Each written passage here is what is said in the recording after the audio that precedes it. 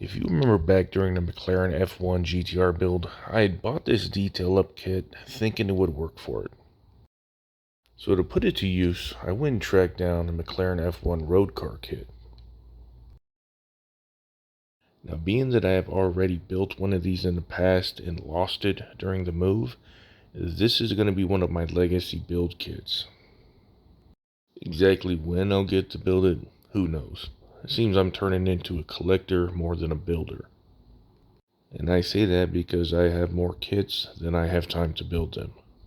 I'm going to put that detail kit in here just to keep it all together. When it comes time to build it, I'll know exactly where it's at.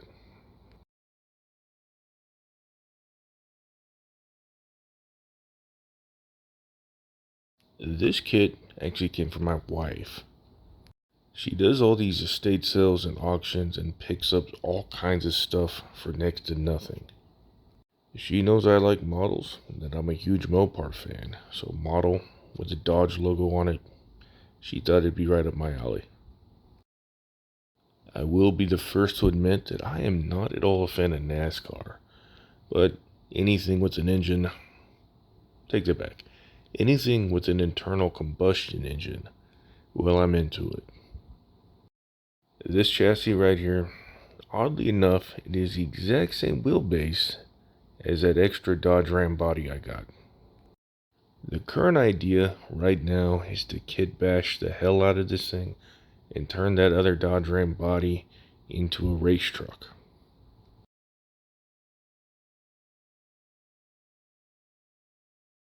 That is, unless you guys want to see me build this. If you guys want to see me build this up instead of kit bashing it, let me know.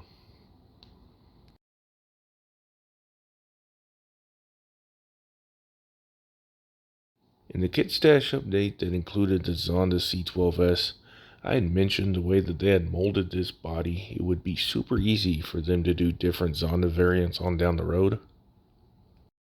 Well, here we are, down the road with the different Zonda variants. This time, the Pagani Zonda F. It is still set up the exact same way, just different body panels, which means those of you that are into 3D modeling and printing, we could turn this into a Pagani Zonda Cinque. Hint, hint. Ultimately, though, the kit itself, it is not much different than the C12S. And if we take a look at the instructions with the sprue layout, you could see that almost everything is the exact same, and we only discard 2 or 3 parts here in favor of the Zonda F parts. So now this one and the C12S, I am holding out for the good people at Hobby Design to do a super detail kit.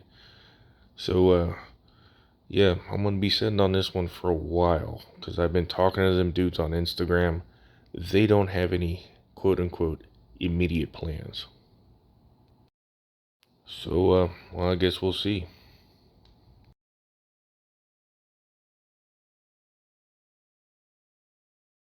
I have never really been a big fan of BMWs. However, after building that R8 right there, I kind of like new Plats.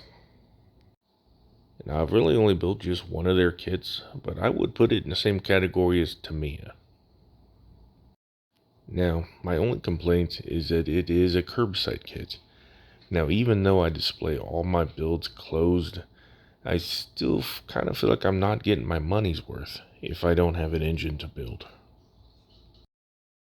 And I was trying to dig out that decal sheet to show you guys, but then I remembered this is just a kind of preview. This isn't an actual unboxing. So I'm going to move on and save that for the actual unboxing later on down the road. Now, a bit ago, I mentioned that I am not a fan of BMWs. PlayStation, however, I am a huge fan of. Those of you that follow me on Instagram as well might already know that. I did not pay that much, I promise you. That poor guy on eBay, he had lost a whole lot of money on this one. Anywho, I got paints and photo etch on the way for this one, so be watching for this build early 2023.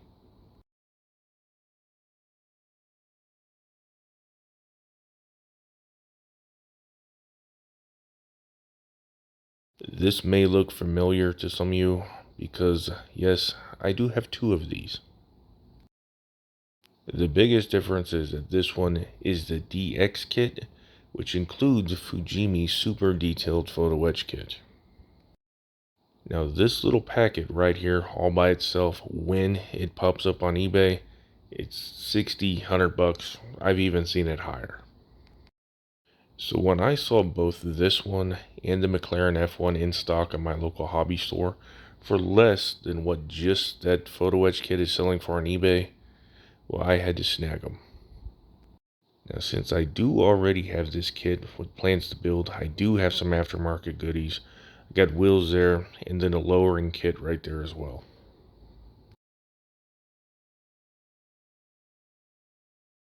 For those of you curious, the standard kit comes with just this base level photo etch, nothing special there.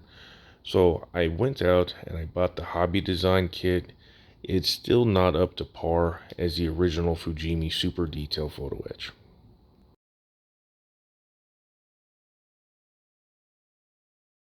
Now I pulled this back out to see if I could easily open this little package and show you what's all in it. It's got a hermetic seal on it. I'm not going to deal with it. I'll show you guys during the actual unboxing when it comes time to build it. So yeah, this one and the McLaren F1 over there, next year builds, I promise. This extra kit here, I'm going to be sending it out to one of my friends to do a buddy build. So yeah, hope our schedules line up soon. Now next up, we have some goodies from our dear friend Joel at Iceman Collections. Except for this one. That's just in a box to keep everything together and safe. More on that later though.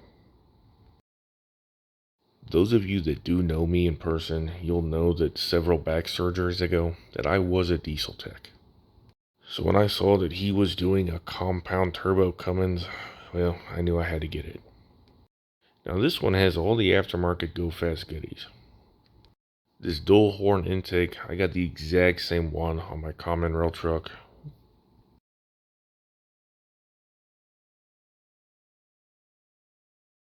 Now the heart of it all right here is a compound kit. And he done this right. What we have here is a larger turbo being fed by a smaller, faster spooling turbo.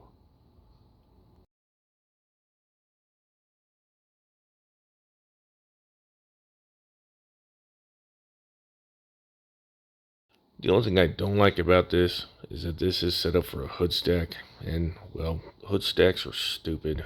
So I'm not going to be doing that. Now the intake itself, it has the valve covers, the lift pump, and the block here has the oil filter assembly molded into it. I would love to see all that separate just to make things easier to paint. But as you saw when I did the tractor build, masking all that off, it's not a big deal. It's just extra work. The P-pump here, it's kind of basic and it is nowhere near as good as the one from Bolide Motorworks. Luckily though, it's all hidden by the intake, so it's not going to be a big deal once it's all built up. Now diesels, they're not twin turbos. This was kind of bothering me, so I'm going to fix this here real quick.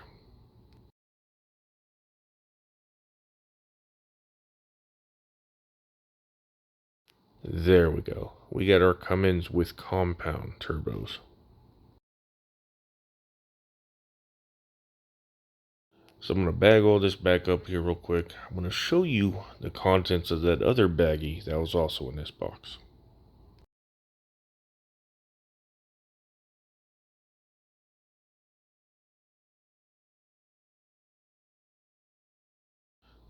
Oh, oh yeah, I took it out of the box already. Here it is. This is from Texas 3D Customs. In my kit stash, I have that old notchback Fox body Mustang. I am not a fan of the essentially stock 302 they gave us in that kit, so I went out and I got this twin turbo Coyote engine.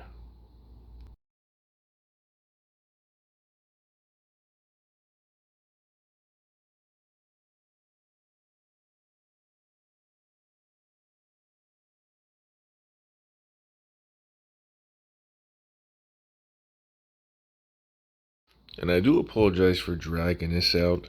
This is the first time I've opened this bag and actually looked at this thing.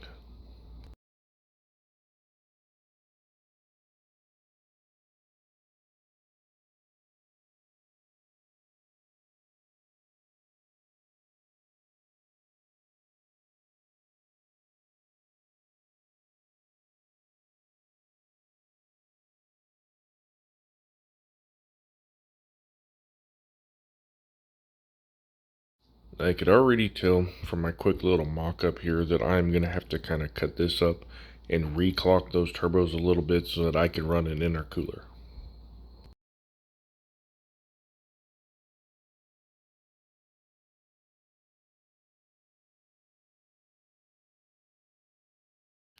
Yeah, these turbos feeding directly into the intake, that's not going to work for me.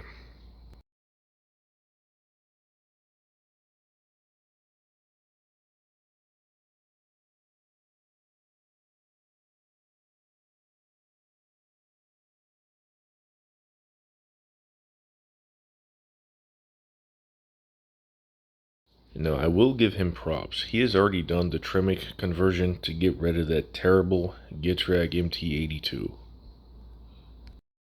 He must be a Ford guy, and that's I guess that's okay.